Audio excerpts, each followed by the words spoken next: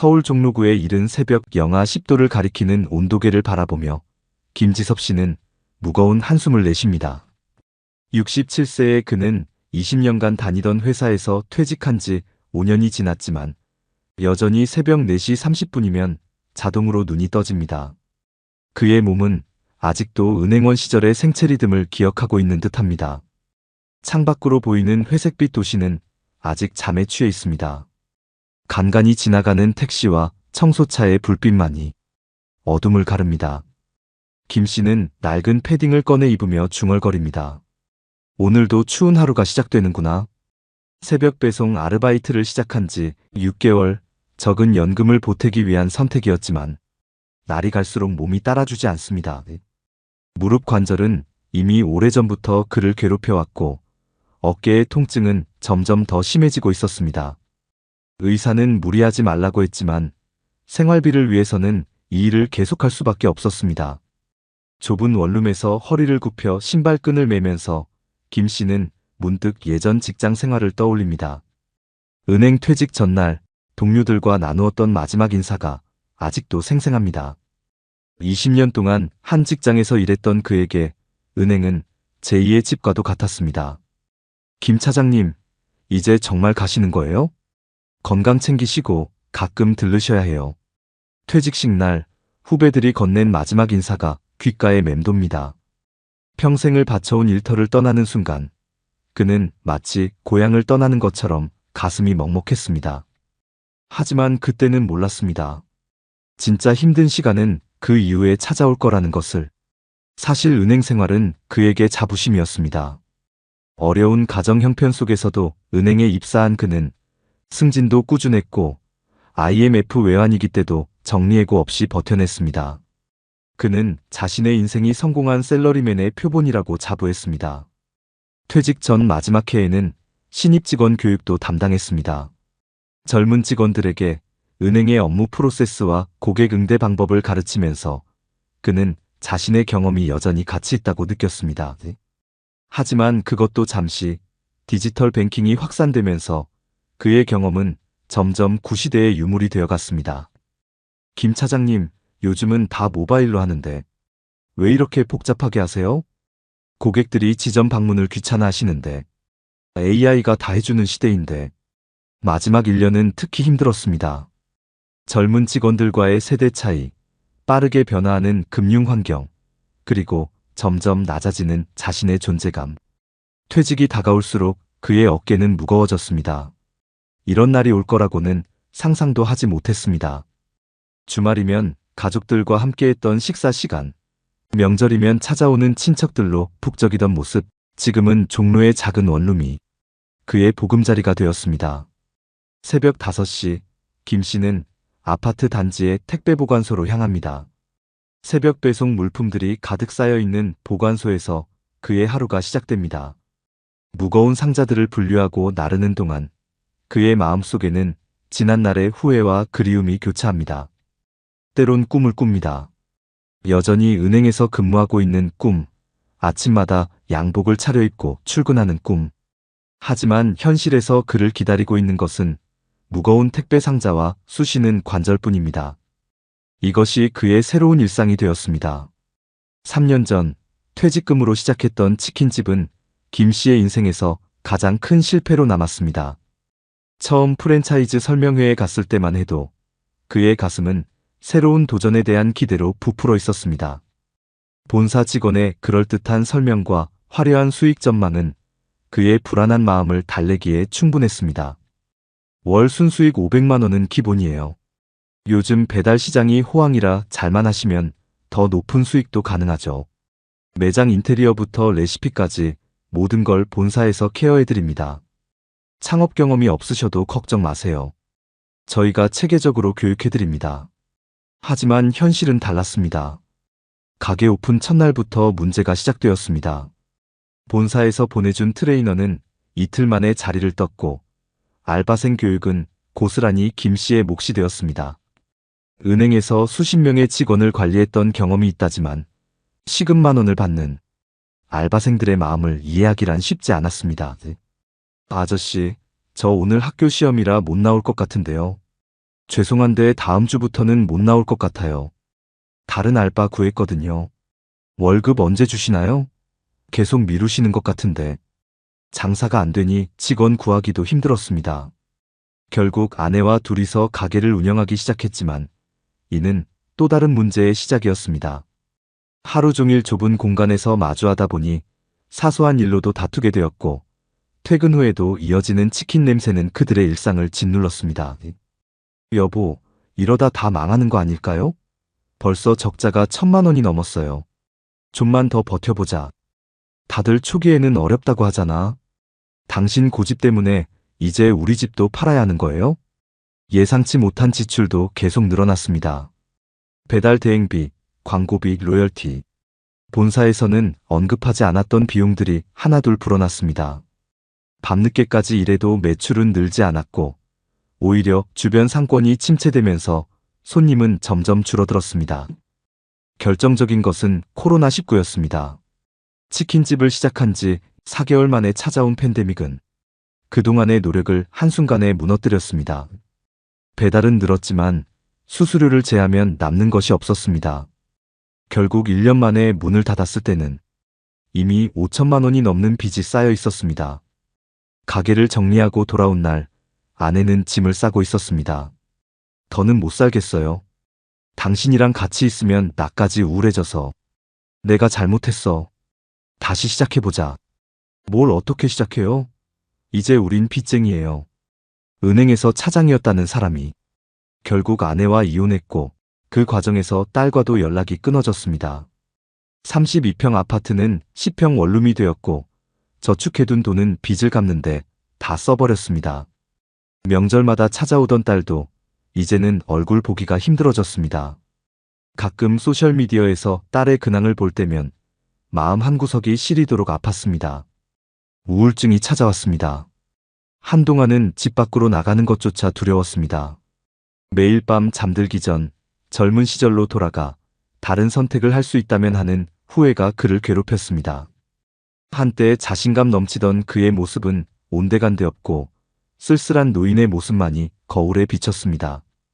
우연히 발길이 닿은 탑골공원은 김 씨의 인생에 새로운 전환점이 되었습니다.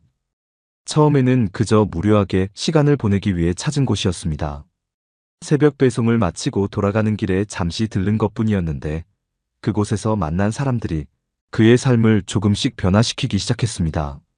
매일 아침 8시 탑골공원에는 이미 많은 노인들이 모여 있었습니다. 추운 날씨에도 삼삼오오 모여 이야기꽃을 피우는 모습이 마치 등굣길의 학생들처럼 보였습니다. 그 중에서도 박순자 할머니는 75세의 나이에도 매일 아침 라디오 체조를 이끄는 공원의 명물이었습니다. 암 수술하고 우울증까지 찾아왔을 때는 정말 살고 싶지 않았어요. 남편은 먼저 가고 자식들은 다들 바빠서 연락도 뜸한데 매일이 지옥 같았죠. 그러다 우연히 이곳에 나왔는데 비슷한 처지의 사람들을 만나면서 조금씩 달라지더라고요. 운동하고 이야기하고 어느새 제가 웃고 있더라고요. 박할머니의 이야기는 김 씨에게 큰 위로가 되었습니다. 자신만 힘든 게 아니었다는 것, 이런 시간을 겪어내고 다시 일어선 사람들이 있다는 것, 그것만으로도 그는 힘을 얻었습니다. 점심시간이 되자 박할머니는 김 씨를 무료 급식소로 데려갔습니다. 처음에는 거절하려 했지만 그녀의 따뜻한 권유를 뿌리칠 수 없었습니다. 급식소에서 만난 이들의 이야기는 더욱 그의 마음을 움직였습니다. 나도 처음엔 여기 오기 싫었어. 내가 평생 남 도와주며 살았는데 이제 와서 도움을 받는다는 게 자존심 상하더라고. 근데 이제는 달라. 누구나 도움이 필요할 때가 있는 거야. 중요한 건 그 도움을 받아들일 용기지. 이 말을 해준 최영식 씨는 전직 중학교 교장이었습니다. 정년 퇴직 후 노후 자금을 사기당해 모든 것을 잃었다는 그는 이제는 도시락 배달 봉사를 하며 새로운 삶의 의미를 찾고 있었습니다. 공원에서의 시간은 마치 작은 학교 같았습니다. 매일 아침 8시부터 시작되는 라디오 체조는 그들의 하루를 여는 첫 수업이었고 이어지는 시간들은 저마다의 방식으로 채워졌습니다. 장기나 바둑을 두는 사람들, 작은 도서관에서 책을 읽는 이들, 산책을 하며 이야기꽃을 피우는 모습들. 특히 매주 화요일에 열리는 스마트폰 교실은 김 씨에게 새로운 세상을 열어주었습니다. 젊은 자원봉사자들이 카카오톡 사용법부터 유튜브 보는 법까지 차근차근 가르쳐 주었습니다. 처음에는 서툴렀지만 조금씩 디지털 기기에 익숙해지면서 자신감도 생겼습니다. 아저씨, 생각보다 빨리 배우시네요. 다음 주엔 인스타그램도 한번 해볼까요? 그래도 될까? 나 같은 늙은이가. 무슨 소리세요? 우리 할머니도 요즘 틱톡 하시는데. 젊은 선생님의 격려에 김 씨는 소셜미디어도 시작하게 되었습니다. 서툴지만 매일 공원의 풍경을 찍어 올리고 좋아요를 받을 때면 마음이 따뜻해졌습니다. 특히 오랫동안 연락이 끊겼던 딸의 계정을 발견했을 때의 그 설렘은 아직도 잊을 수 없습니다. 이렇게 6개월이 지났습니다. 이제 김 씨는 더 이상 과거의 실패에만 머물러 있지 않게 되었습니다. 새벽 배송은 여전히 힘들지만 그 후의 시간들이 그에게 새로운 희망이 되어 주었기 때문입니다. 탑골 공원에서 만난 친구들은 그의 제2의 가족이 되었고 매일의 일상은 작지만 의미 있는 순간들로 채워지기 시작했습니다. 공원에서 시작된 작은 변화들은 김 씨의 삶 전체를 바꾸어 놓았습니다. 가장 큰 변화는 청춘 산책단의 탄생이었습니다. 처음에는 박순자 할머니와 최영식 씨, 그리고 김 씨까지 셋이서 시작한 작은 모임이었습니다. 매주 토요일 아침 서울의 골목골목을 걸으며 사진도 찍고 이야기도 나누는 소소한 모임이었습니다. 우리도 요즘 애들처럼 SNS에 사진 올리면서 다니자고요. 나이 든 게 부끄러운 게 아니라 우리도 즐겁게 살 수 있다는 걸 보여주자고요. 박할머니의 제안으로 시작된 인스타그램 계정은 금세 인기를 얻었습니다. 인생은 60부터라는 계정 이름으로 시작한 그들의 산책 기록에는 점점 더 많은 사람들이 관심을 보였습니다. 특히 젊은이들의 응원 댓글은 그들에게 큰 힘이 되었습니다. 할머니, 할아버지들 너무 멋있으세요. 저희 부모님께도 추천해드렸어요. 우리 엄마도 이제 가입하신대요. 다음 산책 모임에 저희도 참여해도 될까요? 청춘 산책단은 점점 규모가 커져갔습니다. 한 달 만에 10명이 되었고 3개월이 지나자 20명이 넘는 회원이 모였습니다. 나이도 직업도 제각각이었지만 그들을 하나로 묶어주는 것은 바로 현재를 즐기고 싶다는 단순한 바람이었습니다. 매주 새로운 장소를 발견하는 재미도 쏠쏠했습니다. 북촌의 한옥골목, 서촌의 갤러리들, 덕수궁 돌담길, 남산 둘레길, 서울의 구석구석을 걸으며 그들은 도시의 새로운 매력을 발견했습니다. 때로는 맛집을 찾아다니며 미식 탐방을 하기도 했습니다. 김 선생님, 요즘 완전히 다른 사람이 되셨어요. 표정이 밝아지시고. 그러게요. 산책하면서 찍은 사진도 점점 잘 나오시던데? 디지털 카메라도 사셨다면서요? 사람들의 말처럼 김 씨는 변해가고 있었습니다. 더 이상 과거에 묶여있지 않게 되었고 매일의 순간을 소중히 여기게 되었습니다. 새벽 배송 일도 이제는 그저 하루의 시작일 뿐 더 이상 무거운 짐처럼 느껴지지 않았습니다. 특히 스마트폰의 활용은 그의 생활을 크게 바꾸어 놓았습니다. 유튜브로 운동 영상을 보며 집에서도 체조를 하고 카카오톡으로 친구들과 수시로 연락을 주고받았습니다. 그의 갤러리는 일상의 순간들로 가득 찼고 그것들을 SNS에 공유하는 것이 새로운 취미가 되었습니다. 아빠, 요즘 인스타그램에 올리시는 글 잘 보고 있어요. 정말 즐거워 보이세요. 그래, 너도 가끔 좋아요 눌러주더라. 아빠가 많이 어설프지? 아니에요. 오히려 대단하세요. 저도 다음에 산책하러 한번 가도 될까요? 딸과의 관계도 조금씩 회복되어 갔습니다. 처음에는 조심스러운 문자 메시지로 시작된 대화가 이제는 서로의 일상을 공유하는 것으로 발전했습니다.